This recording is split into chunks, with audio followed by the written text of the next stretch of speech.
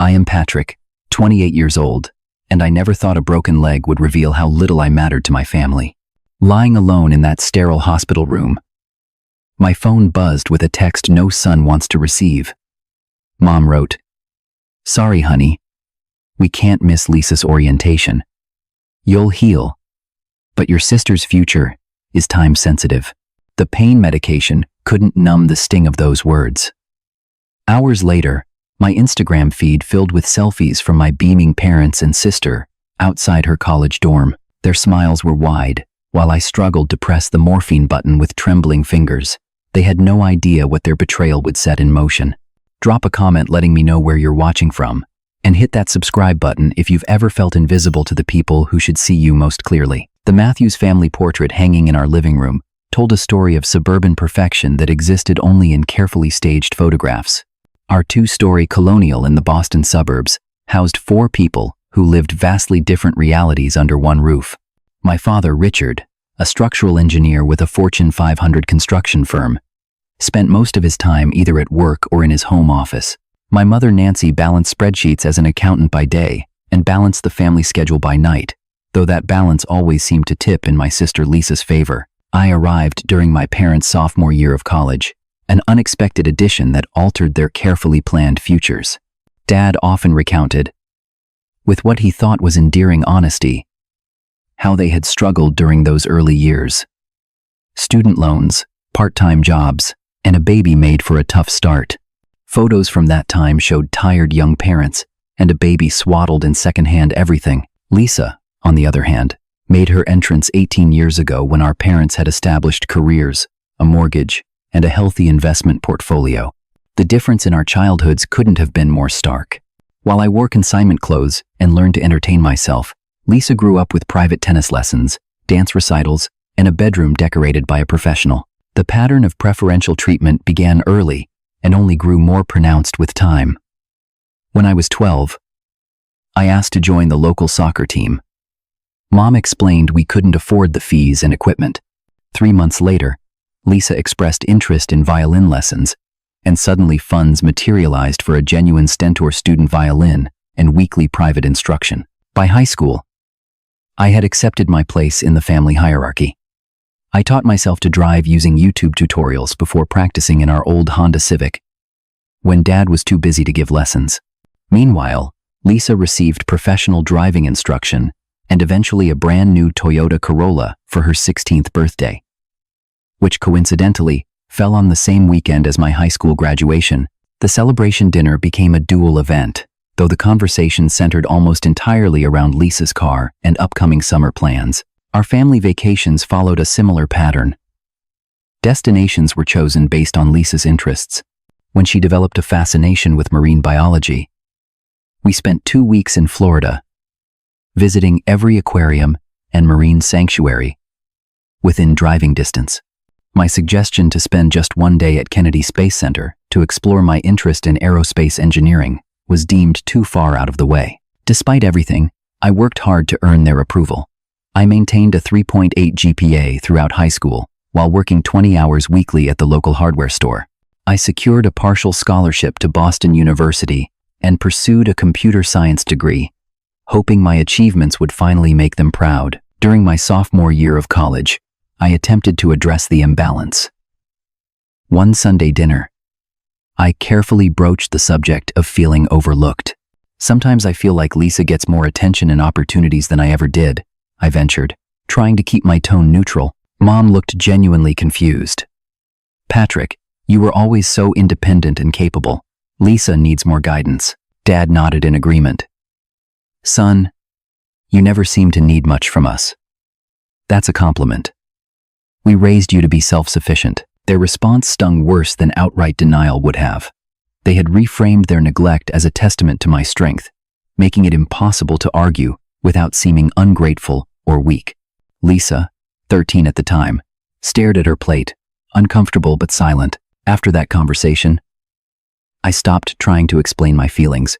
I focused on building my own life, working part-time jobs to supplement my scholarship, taking extra credits to graduate early, and creating a support network of friends who valued me. But deep down, A part of me still hoped that someday my parents would recognize the inequality and make amends. That hope persisted until the day I broke my leg and discovered exactly where I stood in my family. The warehouse job had been a weekend gig for nearly a year. The pay was better than campus employment, and the physical work provided a welcome contrast to hours of coding and debugging. That Saturday started like any other, with me arriving for the 6 a.m. shift, travel mug of coffee in hand, ready to help unload and stock the weekly shipment. Around noon, my supervisor Marcus asked me to retrieve some inventory from the upper storage area. I had done this dozens of times, scaling the rolling ladder with ease to access the highest shelves. This time, however, as I reached for a heavy box of electronics, I felt the ladder shift beneath me. In retrospect, someone had forgotten to lock the wheels properly, a simple oversight with catastrophic consequences. The fall seemed to happen in slow motion. 12 feet might not sound like much, but when you're plummeting toward concrete with nothing to grab onto, it might as well be a skyscraper. I remember trying to correct my balance mid-air, a futile instinct that probably made things worse. My right leg took the brunt of the impact, bending in a direction legs are definitely not designed to bend. The sound of the bone breaking was audible even over my scream, a sickening crack that silenced the busy warehouse floor instantly. Pain, unlike anything I had ever experienced, shot through my body, white, hot, and blinding. Coworkers rushed over, faces pale with shock. Marcus called 911, while Dwayne, a former Army medic, tried to keep me still and conscious. "Try not to move, man. Help's coming. Just focus on breathing," Dwayne kept repeating, his calm voice an anchor. As I drifted in and out of awareness, the ambulance arrived within minutes, though it felt like hours. The paramedics were efficient and kind, carefully stabilizing my leg before moving me onto the stretcher. The bumpy ride to Massachusetts General Hospital was a blur of sirens, radio chatter, and waves of nauseating pain despite whatever medication they had administered. In the emergency room, a harried doctor examined my leg, while a nurse set up an IV with stronger pain medication. "Compound fracture of the tibia and fibula," the doctor announced. "You'll need surgery to realign the bones and insert pins. I'm going to call the orthopedic surgeon on call." Once the edge of pain had dulled enough for coherent thought, I asked the nurse for my phone. My first call was to my parents' home number, knowing they should be there on a Saturday afternoon. Mom answered on the 4th ring, the sound of activity evident in the background. "Mom," I said, my voice strained. "I had an accident at work. At Mass General. I broke my leg really badly and need surgery." "Oh my goodness," she gasped, but I immediately noticed the lack of ambient noise dimming, as if she hadn't stopped what she was doing. "How bad is it?" "Bad enough for surgery," I repeated. "Could you and Dad come?" The doctor said, "You'll need someone here." There was a pause, then murmured conversation I couldn't quite make out. I heard my father ask, "Today? Right now?" Followed by what sounded like luggage being zipped. Mom returned to the phone. "Patrick, honey, we're just finishing packing for Lisa's orientation weekend. Her check-in is tomorrow morning, and we need to drive down to Connecticut tonight." The disconnect between my situation and her response was so vast that for a moment I thought I had misheard. "Mom. In the hospital. I need surgery." "I understand that," she said, her voice taking on that practical tone she used when balancing competing priorities. "But this is a really important weekend for Lisa. We've had it planned for months." In the background, I heard my father say something about rescheduling Lisa's orientation being impossible, followed by my sister's voice asking questions I couldn't make out. "Patrick," Mom continued, "you're an adult. The hospital will take good care of you. You'll heal. But your sister's future is time-sensitive. We can't miss this orientation." The medication dulled the physical pain, but nothing could blunt the sharp sting of her words. "So you're not coming," I stated flatly. "Well, be back Sunday night." "Well, come see you then. Call us after your surgery. Okay?" Her tone suggested this was a perfectly reasonable compromise. "Sure," I replied, too shocked to argue. "Have a great time at orientation." I ended the call. Before she could hear the break in my voice, the orthopedic surgeon arrived shortly after, explaining the complexity of the surgery needed to repair my shattered bones. The break is complicated. We'll need to insert several pins and a metal plate. Recovery will take months, and you'll need significant help initially. Do you have family coming? I swallowed hard. Number. They're busy with something important. The surgeon frowned slightly but continued explaining the procedure. A nurse named Thomas overheard my response, and later returned to my room. No family coming, huh? He asked gently. My parents had previous plans they couldn't change, I explained, trying to sound casual. Thomas nodded, squeezing my shoulder. I've got your back then. I'll check on you extra after surgery. As they wheeled me toward the operating room 4 hours later, I felt more alone than I ever had in my life. The knowledge that my parents were currently driving to Connecticut, excitedly preparing for Lisa's college orientation while I faced major surgery, created a wound far deeper than my broken bones. The post-surgical haze lifted gradually, revealing a hospital room painted in institutional beige, and the persistent beeping of monitors. My right leg, now encased in a heavy cast from mid-thigh to toes, throbbed with a deep, insistent pain that the medication only partially masked. The surgeon had explained the procedure had been more complicated than initially anticipated, requiring 6 pins and a metal plate to reconstruct my shattered tibia and fibula. Outside my window, the Boston skyline glittered as night fell. The view beautiful, but somehow emphasizing my isolation. My phone screen illuminated with a brief text from Mom. Surgery over? How are you feeling? No mention of their arrival in Connecticut or regret at not being present. With shaking hands, I typed a response that downplayed my condition. Even now, I found myself protecting their feelings, minimizing my pain to spare them discomfort.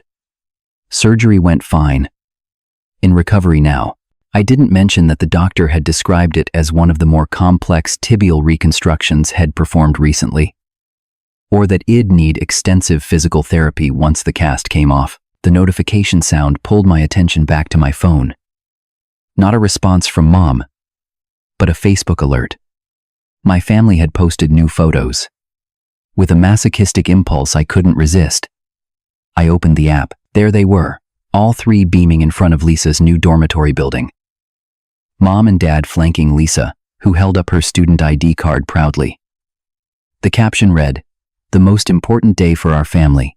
Our baby girl starting her college journey at Connecticut State University." The comments section overflowed with congratulations. Until my mother's cousin Janet asked, "Where's Patrick? Is he taking the picture?" To which my mother replied, "No. Patrick had a minor accident at work and couldn't make it. Just a small fracture. Nothing serious. A small fracture. Nothing serious." The surgeon had told me I'd be non-weight-bearing for at least 8 weeks, followed by months of physical therapy. There was discussion of possible long-term mobility issues depending on how the healing progressed. But to my mother, it was nothing serious enough to warrant changing their plans. I dropped the phone onto the blanket, too exhausted to even feel angry. The hollow ache in my chest seemed to resonate with the throbbing in my leg, physical and emotional pain harmonizing into a symphony of abandonment. Around 8 that evening, the monotony broke when Miguel, Sarah, and Brian arrived, bearing contraband food from my favorite burger place and a portable phone charger. "Dude, you look like hell," Miguel announced, his bluntness somehow comforting in its familiarity. Sarah immediately started organizing the small side table, setting up the food and arranging the flowers they had brought. The nurse said, "You can have solid food, right?" Brian pulled up a chair close to my bed. "So where's the family? Getting coffee or something?" The question hung awkwardly as I struggled to form an answer that wouldn't sound pathetic. "They're not here," I finally said. "Lisa's college orientation is this weekend in Connecticut. They couldn't miss it." The silence that followed spoke volumes. Sarah froze in the middle of unwrapping a burger. Miguel muttered something in Spanish that sounded distinctly profane. Brian blinked rapidly, clearly processing. "Wait," Sarah finally said. "Your parents aren't here? After you had emergency surgery?" I attempted a casual shrug that sent pain shooting through my upper body. reminding me of the bruised ribs Id acquired during the fall. It's fine. Lisa only gets one college orientation. Right? He'll have other surgeries, I joked weakly. None of them laughed. Instead, Brian asked, when will they be back? Tomorrow night. Maybe Monday. Miguel started pacing the small room. That's not right, man. Not right at all. I found myself defending them, a lifelong habit I couldn't seem to break. They had plans for months. It's a big deal for Lisa, and a shattered leg requiring surgical pins isn't a big deal? Sarah countered, her voice rising. The conversation mercifully shifted when Dr. Patel entered to check my vitals and surgical site. He frowned slightly when I introduced my friends instead of family members. I need to discuss post-operative care with a family member, he said. There are forms that need to be signed. Brian stepped forward without hesitation. I'm his emergency contact. I can sign whatever you need. I hadn't even known Brian had listed himself as my emergency contact, a gesture of friendship that made my throat tighten with emotion. After the doctor left, my friends stayed until a nurse gently informed them visiting hours were over. They promised to return the next day, each hugging me carefully before leaving. That night, my sister Lisa called via video chat. Her face appeared on screen, her new dorm room visible in the background, posters already adorning the walls. Hey, big brother, she said, her expression torn between excitement and concern. How are you feeling? Like I fell off a ladder and broke my leg. I replied. Attempting humor again, she winced. I'm really sorry you're hurt. And that mom and dad. She trailed off, clearly uncomfortable. It's okay, I lied. How's orientation going? Her face brightened instantly, launching into details about her roommate, the campus tour, and the activities planned for the next day. As she spoke, I could hear our parents in the background, laughing with other parents they had met. Lisa, dinner time. Mom called off camera. Is that Patrick? Tell him well. Call tomorrow. Lisa looked guilty. I gotta go. Sorry again about your leg. I'll call tomorrow, okay? Have fun, I said, forcing enthusiasm into my voice. As the call ended, I stared at the blank screen for a long time. In that sterile hospital room, surrounded by the mechanical hums and beeps of medical equipment, a realization crystallized with painful clarity. In the hierarchy of my family, I would always be an afterthought. The knowledge settled into my bones alongside the metal pins, becoming a part of me that would never fully heal. 3 days after surgery, Dr. Patel signed my discharge papers. The thick packet of release instructions, detailed medication schedules, wound care procedures, physical therapy appointments, and a long list of activities to avoid during recovery. A hospital social worker reviewed everything with me since no family member was present, concern evident in her eyes though she never directly commented on their absence. Do you have someone to help you at home? She asked, reviewing my living situation. Yes, I lied. My family will be back tonight. Brian arrived to drive me home, having taken the morning off work specifically for this purpose. He helped me navigate the wheelchair to his car, then carefully maneuvered me into the passenger seat. The hospital had provided a temporary wheelchair until my follow-up appointment, where I'd be fitted for crutches if healing progressed as expected. Your parents know you're coming home today, right? Brian asked, as he stowed the collapsed wheelchair in his trunk. I texted them, I said vaguely, not mentioning that Id received only a brief, okay, see you tonight. In response, the drive to my parents' suburban home took 40 minutes, each bump in the road sending jolts of pain through my leg, despite the prescription painkillers. Brian filled the silence with stories from his job at a software development company, carefully avoiding any mention of my family situation. When we arrived, the house stood silent and empty, exactly as it had been before my accident. No preparations had been made for my return. No adjustments for someone with limited mobility. Brian spent the next hour helping me set up a makeshift recovery station in the living room, moving a small bed from the guest room downstairs, arranging pillows to elevate my leg, and placing essentials within reach. Dude, your fridge is empty, he called from the kitchen. I'm going to grab some groceries. Anything specific you want? An hour later, Brian had stocked the refrigerator, prepared several meals that could be easily reheated, and written down detailed instructions for accessing everything. "Call me if you need anything," he insisted before reluctantly leaving for an afternoon meeting he couldn't miss. "Seriously? Anything at all?" "Anytime." The house felt cavernous after he left. I spent hours drifting in and out of medicated sleep, struggling to find a comfortable position, and timing my bathroom trips to coincide with pain medication peaks. The process of maneuvering from the bed to the wheelchair to the toilet was excruciating and humiliating, even with no one there to witness it. For 3 days, I existed in this painful limbo, alone with the constant throb of my healing leg and increasingly dark thoughts. My friends called and visited when they could, but they had jobs and responsibilities that prevented them from providing constant care. I found myself counting hours between medication doses, not just for pain relief, but for the brief mental respite they provided from my situation. On Monday evening, the sound of car doors slamming jerked me from a fitful sleep.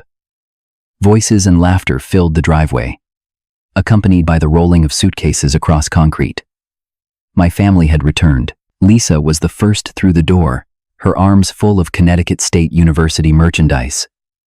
She stopped abruptly when she saw me in the living room, her expression shifting from excitement to something like guilt. "Patrick, you're downstairs," she stated obviously, then seemed to catch herself. "How are you feeling?" Before I could answer, she approached with a small gift bag. "I got you something." Inside was a university keychain with a tiny wheelchair charm attached, apparently sold as part of a diversity awareness campaign on campus. "Thanks," I said, genuinely touched by the gesture despite everything. Mom bustled in next, setting down her purse and immediately coming to examine me with clinical efficiency rather than maternal warmth. "How is your leg? Are you taking the medications on schedule? Have you been keeping it elevated properly?" Her questions came rapid fire, focused entirely on my physical condition, with no acknowledgement of their absence during a major medical crisis. No apology, no expression of regret or concern about leaving me alone. Dad entered last, carrying the heaviest luggage. He nodded in my direction, but didn't make eye contact. "Good to see you're managing," he said, heading upstairs with the bags. That evening, we had our first family dinner since my accident. Mom had picked up takeout on the way home, and Lisa helped set the table while I remained trapped in my wheelchair, unable to assist.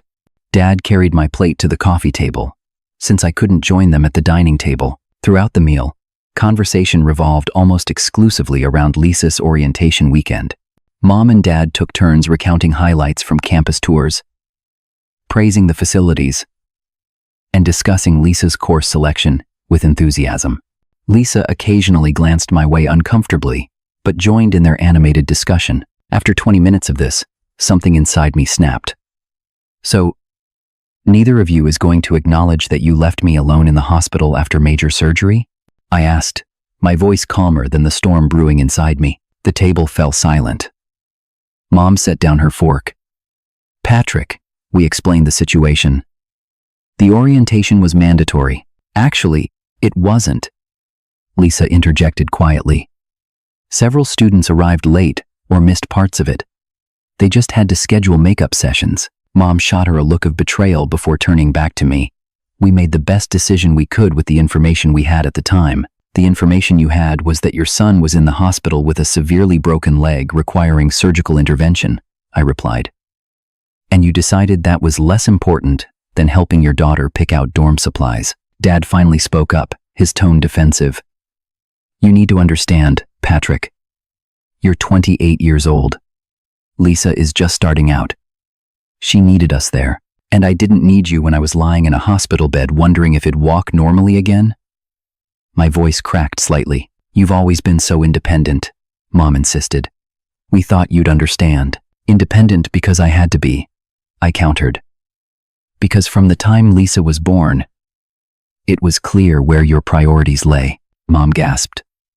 "That's not fair. We've always treated you both equally," I laughed, a hollow sound devoid of humor. "Equal? Was it equal when you missed my college graduation ceremony because Lisa had a dance recital? Or when you forgot my 21st birthday because you were planning her sweet 16 party?" Or how about when I got that programming award in high school and neither of you showed up, but you took 3 days off work to attend her science fair? Those were different circumstances, Dad insisted, though he still wouldn't meet my eyes. They were exactly the same circumstances, I said. Every single time, her needs came first. Every time, I was expected to understand and step aside. Well, I'm done understanding. You two are going to regret treating me like this. Mom rolled her eyes, an unexpectedly dismissive gesture that cut deeper than any words could have. Don't be dramatic. Patrick, what exactly are you going to do? You'll see, I replied quietly. You'll definitely see. Lisa sat frozen, eyes darting between us, clearly torn between family loyalty and the obvious truth of my words. Dad pushed back from the table abruptly, muttering about having emails to check. Mom began clearing dishes with jerky movements, her back rigid with indignation. That night, in the makeshift bed in the living room, I cried for the first time since the accident. Not from physical pain, though that remained constant, but from the culmination of years of emotional neglect finally breaking through my carefully constructed defenses. Through the ceiling, I could hear my parents moving around upstairs, their muffled voices occasionally rising in what sounded like argument. Whatever they were discussing, it was too little, too late. Sleep eluded me that night. The combination of physical discomfort and emotional turmoil kept me staring at the shadowed ceiling until dawn painted the living room in pale gray light. As birds began their morning chorus outside, a strange calm settled over me, replacing the raw hurt with clear-headed determination. I reached for my laptop and opened a new document titled Exit Strategy. With methodical precision, I began listing every step needed to completely separate myself from my parents' emotional control. Financial independence, physical distance, clear boundaries, a support system outside the family. Each category expanded into actionable items, creating a comprehensive roadmap to freedom. By the time I heard movement upstairs, I'd created a detailed 3-month plan. I saved the document, closed my laptop, and composed my face into a neutral expression as my mother appeared in the doorway. "Did you sleep at all?" she asked, noting the dark circles under my eyes. "You should take a sleeping pill tonight." "I'm fine," I replied, my tone deliberately pleasant. "Could you hand me my phone? I need to make some calls." While she busied herself in the kitchen, I contacted my academic advisor at Boston University. Despite being on medical leave for the semester due to my injury, I wanted to discuss options for completing my remaining credits on an accelerated timeline. The advisor, Dr. Winters, was sympathetic and promised to email potential solutions by afternoon. Next, I called the financial aid office to inquire about additional scholarship opportunities and loan options for my final year.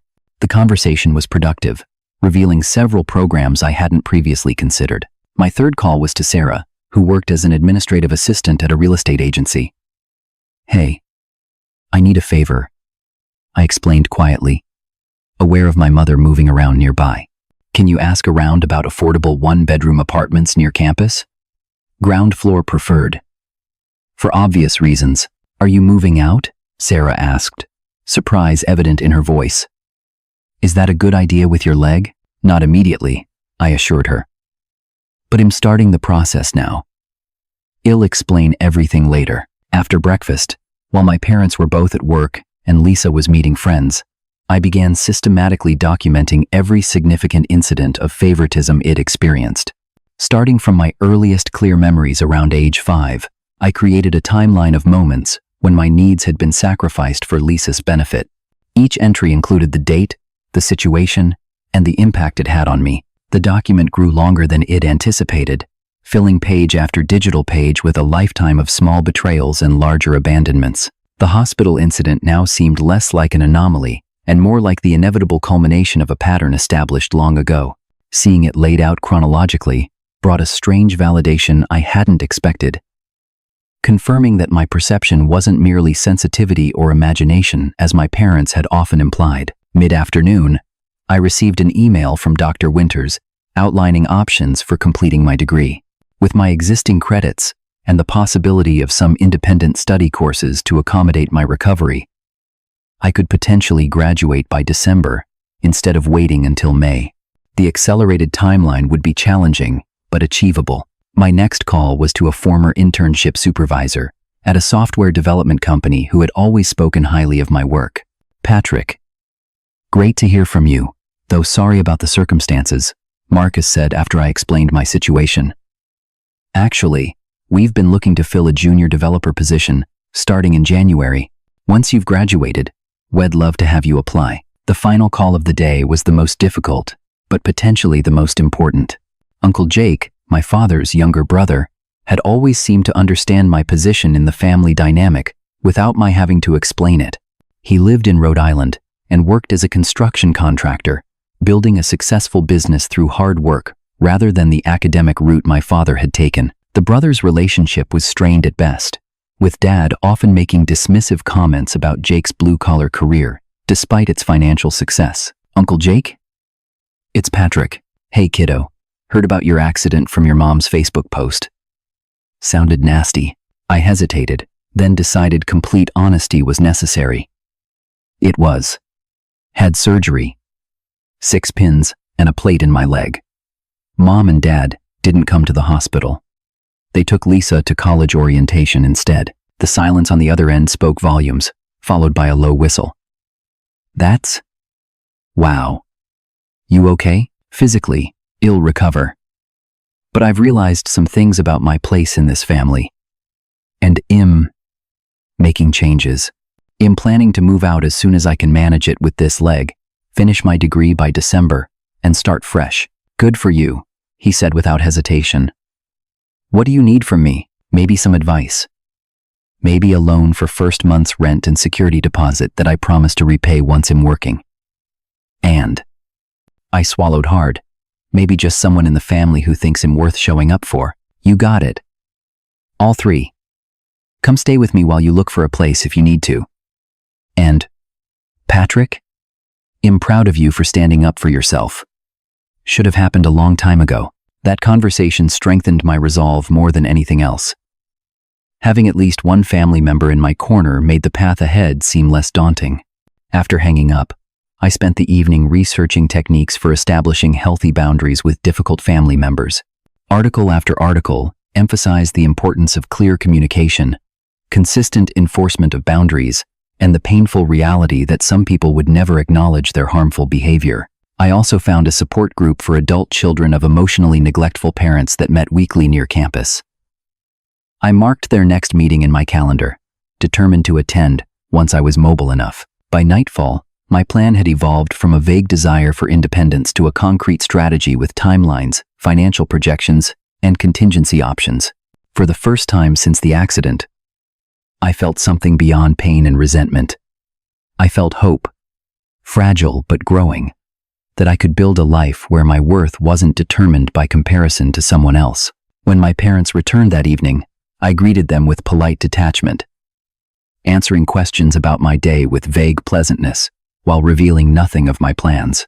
The shift in my demeanor was subtle but significant, a preview of the emotional distance I would soon establish physically as well. That night, I slept soundly for the first time since my fall, lulled by the certainty of my path forward, and the knowledge that my future was entirely in my own hands. 6 months passed with methodical determination. My physical recovery progressed alongside my preparations for independence, each milestone in one area, reinforcing progress in the other. By month 3, I'd graduated from wheelchair to crutches, enduring physical therapy sessions that left me drenched in sweat and occasionally fighting back tears. The therapist, Anika, became both torturer and cheerleader, pushing me beyond what I thought possible while celebrating every increment of increased mobility. "Most patients with your type of injury take at least 8 months to reach this point," she remarked during our 4th month of sessions. "You're progressing unusually fast." "I have motivation," I replied simply, thinking of the apartment I'd already secured through Sarah's connections, a small but modern 1-bedroom unit in a building with an elevator, located halfway between my potential new workplace and a physical therapy center. Throughout my recovery, my parents maintained their established pattern. They provided practical support, driving me to medical appointments when it fit their schedule, ensuring prescriptions were filled, occasionally preparing meals that accommodated my limited mobility. But the emotional distance remained, conversations rarely venturing beyond surface-level topics. My injury treated as an inconvenient disruption, rather than a significant trauma. I used their emotional detachment to my advantage, working on my accelerated course load during their frequent absences. Mom and Dad interpreted my increased focus on academics as dedication to my studies rather than preparation for departure. Lisa, now thriving in her freshman year, called weekly with campus updates, our relationship warming slightly as she matured away from our parents' influence. In my final semester, I completed 3 independent study courses while working remotely as an intern for the software company that had promised to consider me for permanent employment after graduation. My grades remained excellent despite the challenging circumstances, earning me a cum laude distinction that went unmentioned at home the day my final grades posted. Confirming my December graduation, I signed the lease on my new apartment. That same afternoon, I received the official job offer from Vertex Software, with a starting salary that would allow complete financial independence. The pieces were falling into place, with a symmetry that felt almost like cosmic justice. I scheduled my move for a weekend, when my parents and Lisa would be attending her conference track meet in another state. Dad had taken Friday off work to make the trip. Something had never done for any of my collegiate events. The familiar sting had dulled to a distant ache, overshadowed by anticipation for my imminent freedom. The night before their departure, I sat at my computer and composed a letter I'd been mentally drafting for months. In clear, unemotional language, I detailed the pattern of favoritism that had defined my childhood and early adulthood. I included specific examples with dates and consequences, explained how the hospital incident had been my breaking point, and outlined the boundaries I would maintain going forward. The letter was neither accusatory nor vengeful, but unflinchingly honest about the impact their choices had had on me. After printing the letter, I placed it in an envelope and left it on my carefully made bed, to be discovered upon their return Sunday evening. Friday morning arrived with a flurry of activity as my family prepared for their weekend trip. Mom fussed over Lisa's track equipment, while Dad loaded the car. "Well, be back Sunday night," Mom called over her shoulder as they headed out. "There's lasagna in the freezer if you get hungry. Drive safely," I replied, knowing this would be the last time I saw them under this roof. Within 30 minutes of their departure, Brian, Miguel, Sarah, and 3 other friends arrived with moving boxes and determined expressions. "Operation Freedom is a go," Miguel announced with mock seriousness that barely masked his genuine support. We worked efficiently, packing only what truly mattered to me: my computer equipment, books, clothing, and a few personal mementos. I had deliberately acquired minimal possessions over the years, making the physical process of leaving surprisingly straightforward.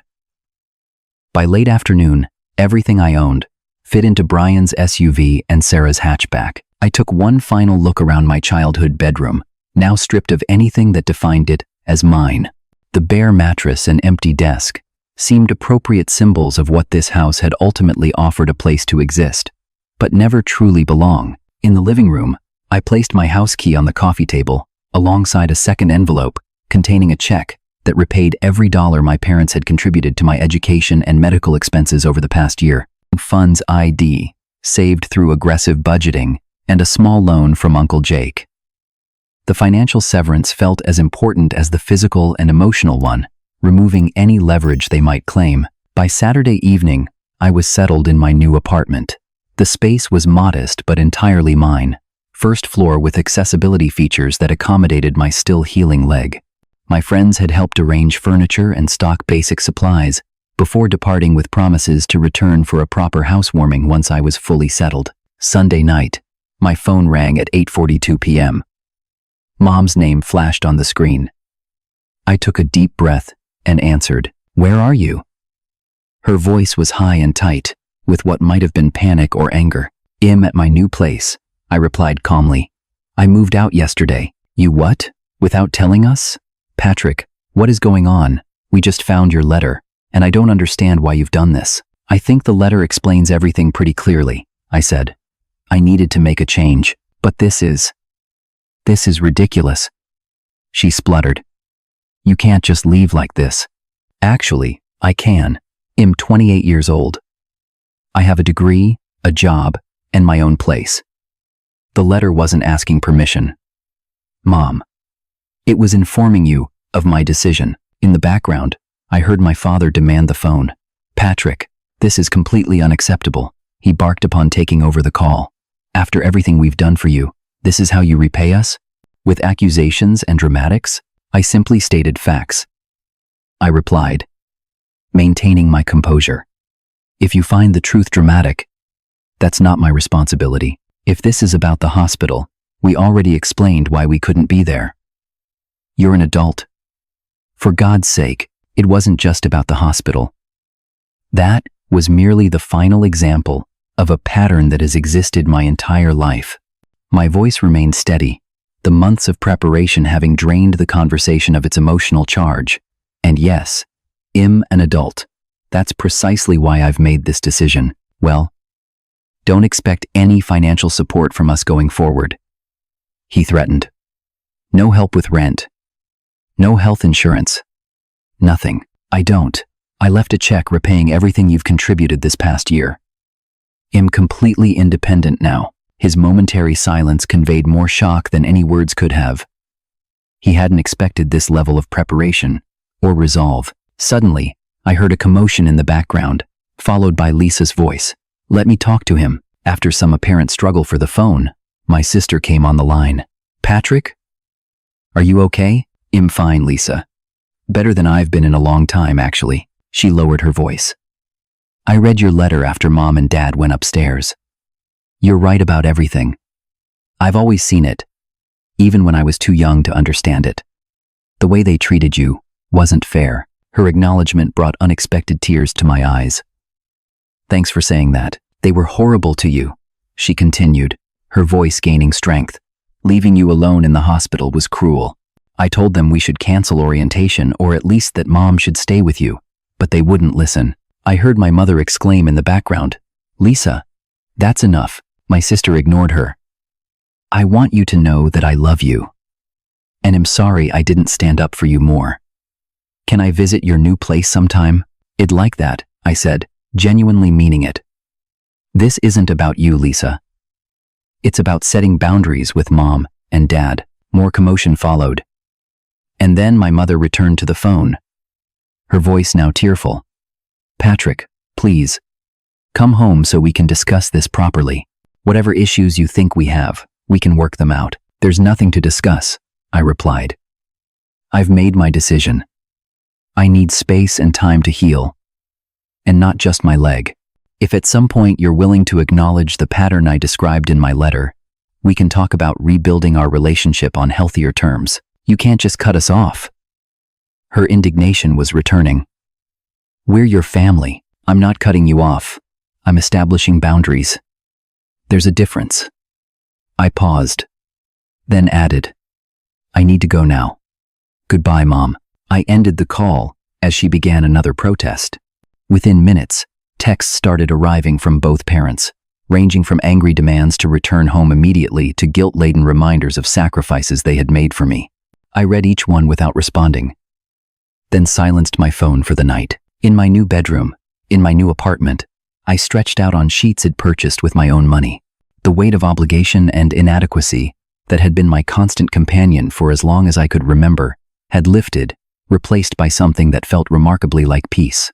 Whatever happened next, whether my parents eventually acknowledged their behavior or remained in denial, whether we rebuilt a relationship or remained distanced, I had taken control of my own story. As I drifted toward sleep, I realized this was the first decision I'd made in years that wasn't influenced by seeking their approval or avoiding their disappointment. It was, perhaps, the first truly adult choice I'd ever made, and despite the difficulty and pain that had preceded it, it felt unquestionably right. 2 years have passed since I drove away from my childhood home with everything I owned packed into my friends' cars. In that time, my external circumstances have changed dramatically, but the most significant transformations have been internal. My small apartment has become a true home, decorated with intentional care rather than hasty practicality. The initial sparse furnishings have been gradually replaced or supplemented with pieces that reflect my personality, books filling custom shelves, framed prints of classic computer science diagrams, Comfortable furniture chosen for both function and aesthetics. It's not large or luxurious, but it is unquestionably mine. A physical manifestation of my independence. Professionally, I've exceeded even my own expectations. The junior developer position at Vertex Software evolved into a project lead role after my work on a particularly challenging client application caught senior management's attention. The increased responsibility came with better compensation, allowing me to build savings rather than merely surviving paycheck to paycheck. My leg healed better than the surgeons initially predicted, though cold weather still brings an ache that serves as a physical reminder of both the fall and its aftermath. I no longer need physical therapy, but have maintained the exercise regimen Annika designed, finding unexpected enjoyment in the discipline of regular workouts.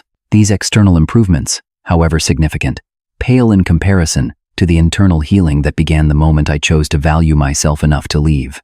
The weekly support group for adult children of emotionally neglectful parents became a cornerstone of my recovery, providing both validation and practical strategies for establishing healthy boundaries. Through those meetings, I connected with Dr. Reynolds, a therapist specializing in family trauma, who helped me navigate the complex emotions surrounding my decision. What you're experiencing, she explained during an early session, is the grief of losing the parents you deserved but never had.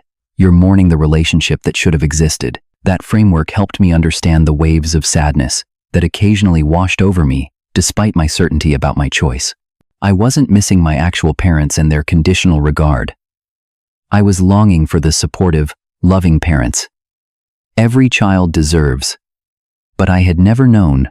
As I worked through these realizations, I found myself drawn to mentoring junior developers at work and eventually volunteering with a program that taught coding skills to teenagers from disadvantaged backgrounds. Something about helping young people develop confidence in their abilities while ensuring they felt seen and valued fulfilled a deep need I'd previously been unable to name. My relationships with family members evolved in unexpected ways during this period. Uncle Jake remained a steadfast ally, visiting my apartment to help with renovations and offering practical advice without judgment. I repaid his loan ahead of schedule, cementing our relationship as one between equals rather than benefactor and recipient. Lisa and I grew closer despite or perhaps because of my separation from our parents.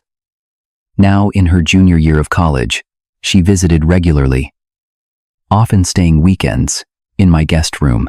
During these visits, she gradually shared her own struggles with our parents, excessive expectations, and controlling behavior. Patterns I'd been too focused on their neglect of me to fully recognize. They track my location through my phone, she confided during one visit, and call my roommate if I don't answer within an hour. It's suffocating. I helped her establish her own boundaries, teaching her techniques I'd learned through therapy and support groups. Our shared experience created a bond that had never existed when we lived under the same roof, transforming us from competitors for parental attention into allies navigating complex family dynamics. My parents' initial reactions to my departure cycled through predictable stages: anger, denial, bargaining, and occasionally, glimpses of genuine remorse. The angry voicemails gradually gave way to texts asking how I was doing. The demands to return home evolved into requests for occasional contact.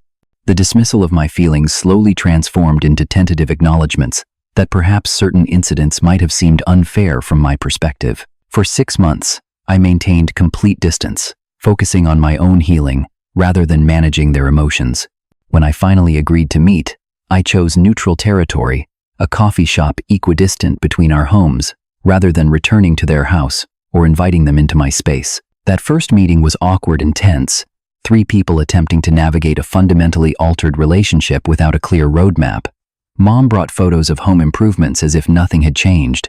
Dad asked pointed questions about my job, his tone suggesting he expected me to have failed without their support.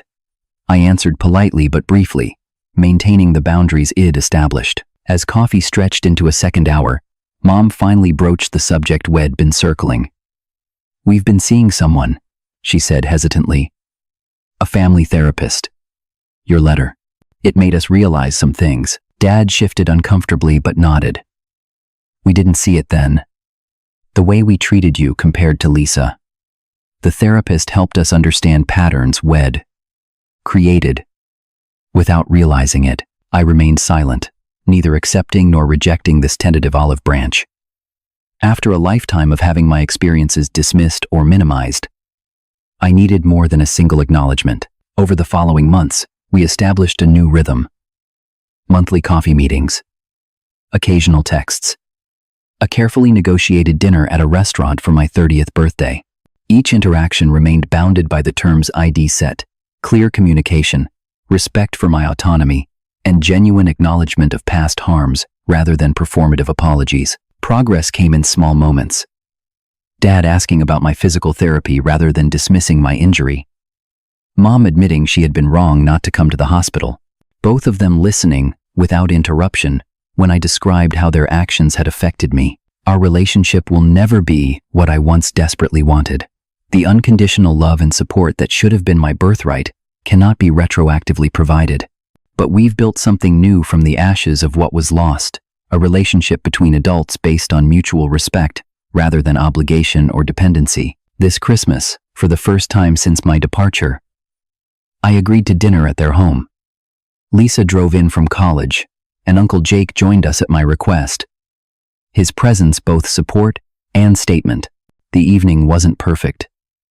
Old patterns occasionally surfaced, quickly corrected by meaningful glances or gentle redirections.